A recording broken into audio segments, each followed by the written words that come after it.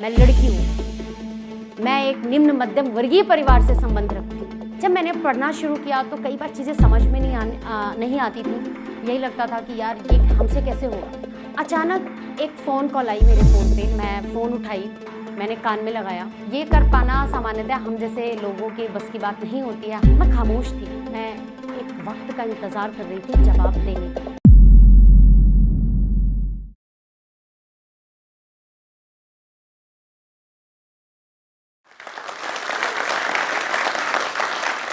क्या मेरे सपनों को परेशानियां बांध सकती थीं? क्या मैं बड़ा सपना नहीं देख सकती? क्या गांव में पैदा होना गुनाह है? क्या लड़की होना अपराध है? क्या संसाधनों का अभाव अभिशाप है? ये सब सिर्फ इसलिए कि मैं एक निम्न मध्यम वर्गीय परिवार से संबंध रखती हूँ। मैं किसी नामचीन बड़ी खानदान में पैदा नहीं हूँ। ये वो सवाल थे जो दिन प्रतिदिन मेरे मन मस्तिष्क जहन में कौंधते रहते थे।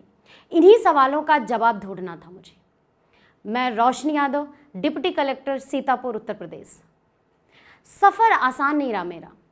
आज भी जब मैं पीछे मुड़कर देखती हूँ तो मुझे यकीन नहीं होता। पहले विद्यार्थी जीवन की परेशानियाँ, फिर छात्र राजनीति का संघर्ष, फिर एक सहायक अध्यापिका के रूप में नौकरी करना और अपनी वहाँ पे सेवा देना, और फाइनली नौकरशाही में आना। ये सब यूं ही नहीं हो गया। इसके लिए मुझे बहुत संघर्ष करना पड़ा, बहुत चुनौतियों से जूझना पड़ा। ढेर सारे सामाजिक पूर्वाग्रह, सामाजिक ताना बाना, सामाजिक दुर्भावनाएं मुझे झेलनी पड़ी। मेरा संघर्ष वहाँ से शुरू होता है जब मैंने इलाहाबाद विश्वविद्यालय में मैंने दाखिला लिया। इलाहाबाद विश्वविद्यालय 2013 और इलाहाबाद विश्वविद्यालय के हॉस्टल की कैंटीन में मैं बैठी सुबह का नाश्ता कर रही थी। अचानक एक फ़ोन कॉल आई मेरे फ़ोन पे, मैं फ़ोन उठाई, मैंने कान में लगाया। मैं कुछ सोच पाती कि कुछ समझ पाती कि उधर से मुझे गालियों की आवाज़ सुनाई दी। गालियों की बौछार हो रही थी, ऐसा लगा। आवाज़ आई कि अपना नाम वापस ले लो, नहीं तो काट के फेंक देंगे, घर वालों को पता भी नहीं चलेगा।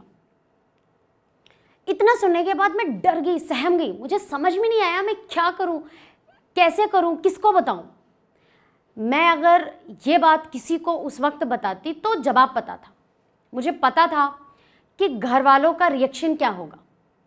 वो यही कहेंगे कि बेटा हमने तो तुम्हें पहले ही कहा था कि ये सब कर पाना हम जैसे परिवार के लोगों के बस की बात नहीं है, ये तो बड़े परिवार के लोग कर पाते हैं। तुम्हें पहले मना किया, तुम मानती कहाँ हो। मैं उनका जवाब जानती थी, इसलिए मैंने किसी को नहीं बताया, और इनफैक्ट मैं आज तक किसी को नहीं बता पाई, सिर्फ खुद के सिवा। मैं बर्फ़ की तरह वहीं जमी खड़ी रह गई। थोड़ी देर तक सोचती रही कि क्या करूं, कैसे करूं। मुझे कुछ समझ में नहीं आया, लेकिन मैं भी जिद्दी।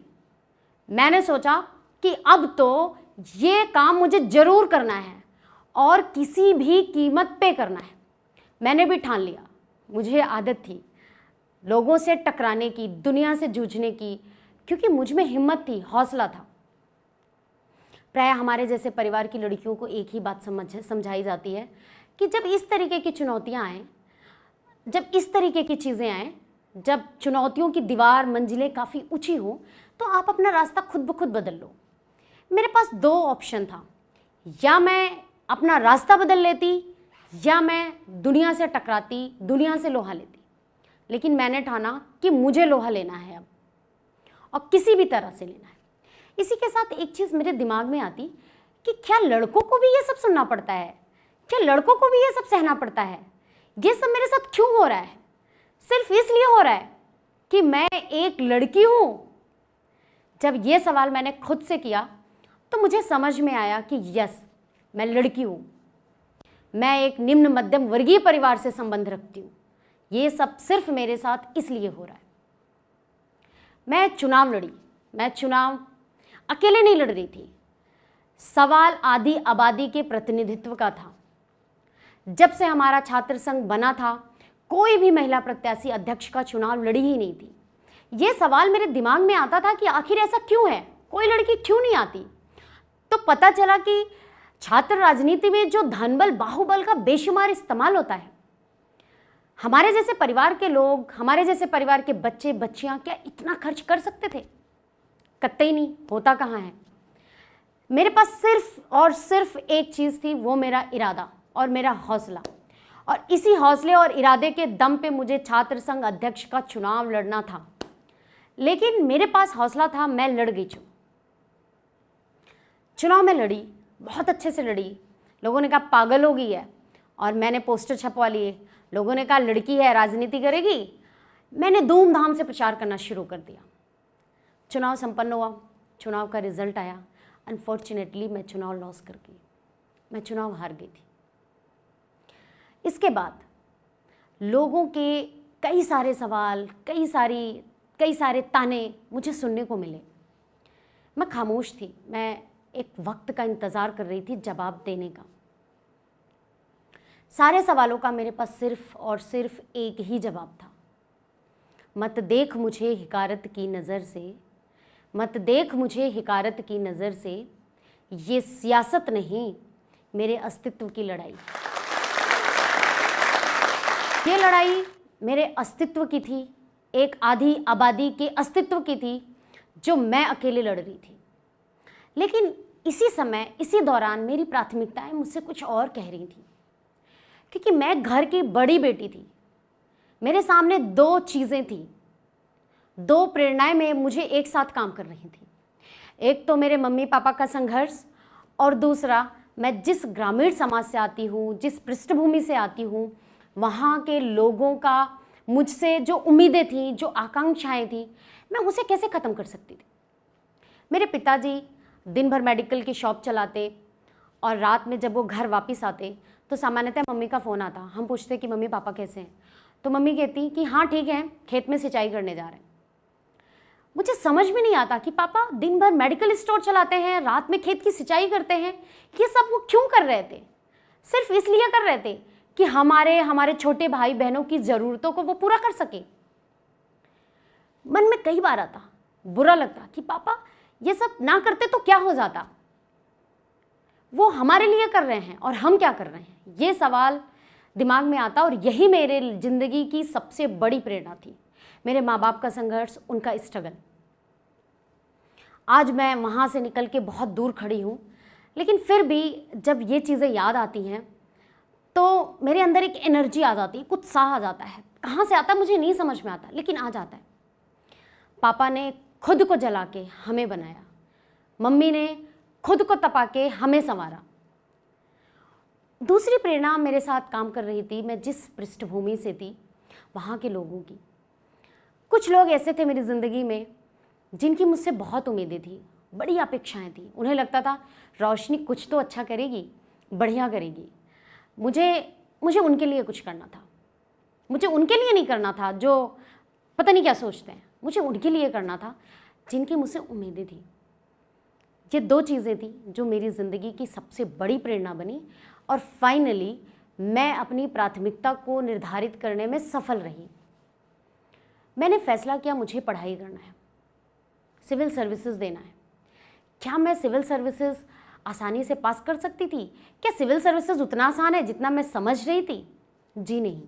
सिविल सर्विसेज अपने आप में एक जंग है जो आपको लड़नी पड़ती है, और इसके लिए आपको बड़े धैर्य, संयम, पेशेंस की ज़रूरत पड़ती है। और कभी कभी तो ये लड़ाई बहुत लंबी भी चलती है, क्योंकि हम जिस पृष्ठभूमि से होते हैं, हमारी जो स्कूलिंग पैटर्न है वो इसमें काम करती है। तो मुझे एक चीज़ समझ में आई कि ये जंग तो मैं इतनी आसानी से नहीं जीत सकती। जब मैंने पढ़ना शुरू किया तो कई बार चीज़ें समझ में नहीं आती थी।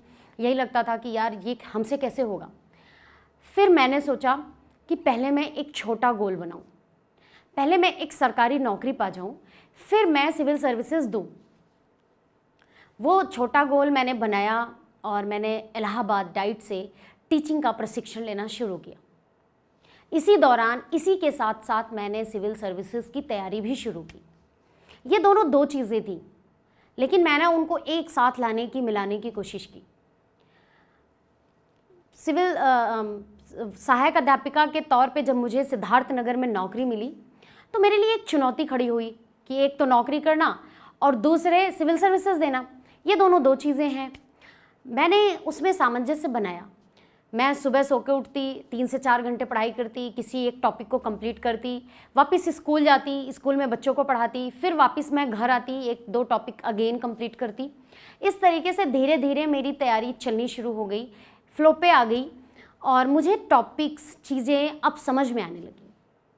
मैंने उन चीज़ों को अच्छे से बार बार रिवाइज़ किया, जो टॉपिक्स थे उनको अच्छे से पढ़ा और फाइनली मेरी जो ग्रिप है वो सब्जेक्ट पे बनती गई। लेकिन इसके लिए बहुत धैर्य की ज़रूरत थी मुझे। ये जो लड़ाई थी, क्या मैं बस यूं ही लड़ लेती? इसके लिए बड़े इरादे की ज़रूरत पड़ती है। लेकिन मेरे पास एक मौका था, क्योंकि अब मेरे पास फाइनेंशियल सपोर्ट हो गया था, एक चीज़। दूसरी चीज़ मेरे साथ एक ये था कि बच्चों के साथ स्कूल में जाना, तो मेरा प्रेशर बढ़ गया था। मेरे पास बहुत कुछ अब सोचने को नहीं था। मेरे पास सिर्फ 2 काम था, स्कूल जाना और फिर पढ़ना, बच्चों को पढ़ाना, वापस आके खुद पढ़ना। तो मेरा प्रेशर भी थोड़ा कम हो गया था। फिर मैं सिद्धार्थ नगर में ही थी। मुझे इंटरव्यू की कॉल आई। मैंने इंटरव्यू की प्रिपरेशन करी वहीं पे रह के, जो मैं कर सकती थी, और मैं इंटरव्यू देने आयोग गई। मैंने इंटरव्यू दिया, मेरा इंटरव्यू ठीक ठाक गया। मुझे उम्मीद थी कि सिलेक्शन हो जाएगा, लेकिन मुझे ये नहीं पता था कि मुझे प्रथम प्रयास में ही डिप्टी कलेक्टर का पद मिल जाएगा 27वीं रैंक। मैं अपने बैच की सबसे यंग एसडीएम हूँ। मुझे अच्छा लगता है, यह उपलब्धि मेरे लिए बहुत बड़ी है, क्योंकि ये कर पाना सामान्यतः हम जैसे लोगों के बस की बात नहीं होती है। हमारा जो स्कूलिंग पैटर्न है, हम जिस सोसाइटी से बिलोंग करते हैं, सामान्यतः नहीं होता है, लेकिन ये हुआ। मुझे ऐसा लगता है कि आप जो भी करिए, आप मन से करिए, लगन से करिए, निष्ठा से करिए। जो संसाधन होते हैं ना, वो आपकी लाइफ में कभी भी बाधक नहीं बनते, क्योंकि जो असली जंग आपको लड़नी पड़ती है वो आपको अपने हौसले और इरादे से लड़नी पड़ती है। जैसे मैं एग्जांपल दूं कि अगर हथियारों का ज़ख़ीरा रखा हो और युद्ध भूमि में जाना हो, लेकिन अगर किसी के पास साहस नहीं है तो क्या वो जा पाएगा युद्ध भूमि में? कतई नहीं जा पाएगा। तो सिविल सर्विसेज भी कुछ ऐसा ही है, आपको एक जंग की तरह उसे लड़नी पड़ती है। आप मन में ठानिए, प्राथमिकता अपनी निर्धारित करिए, जो भी करिए मन से करिए, चाहे सिविल सर्विसेज हो या मैं तो कहती हूँ इसके अलावा भी कुछ आप करना चाहते हो ज़िंदगी में। आप अपनी प्राथमिकता निर्धारित करिए और फिर आप उसके लिए मन से करिए, किसी की परवाह किए बिना। कौन क्या कहता है, क्या सोचता है आपके बारे में, इसकी परवाह करने की कोई ज़रूरत नहीं है। आप मन से करिए, क्योंकि जब कोई भी काम आप अपने मन से करते हैं तो आपको मोटिवेशन अंदर से मिलता है और आपको अंदर से ताकत आती है और आप उसके लिए जी जान लगा देते हो, जूझ जाते हो। मेरा फाइनली आप लोगों से यही कहना है कि आप अपने सपने देखिए, आप अपने सपने पालिए, आप अपने सपने के साथ जिंदा रहिए, आप अपने सपने को वक्त दीजिए। सपना देखना आपका हक है, आपका बुनियादी हक है। लेकिन एक सवाल और, कि क्या सिर्फ सपने देख लेने से आपके सपने पूरे हो जाएंगे? कतई नहीं। आपको सपना देखना है और उस सपने को पूरा करने के लिए खुद से भी जूझना है, समाज से भी जूझना है और दुनिया से भी जूझना है। और अगर ये इरादा, ये हौसला, ये जज्बा आप में रहा तो सफलता एक दिन जरूर आपके कदम चूमेगी और आप जरूर सफल होंगे।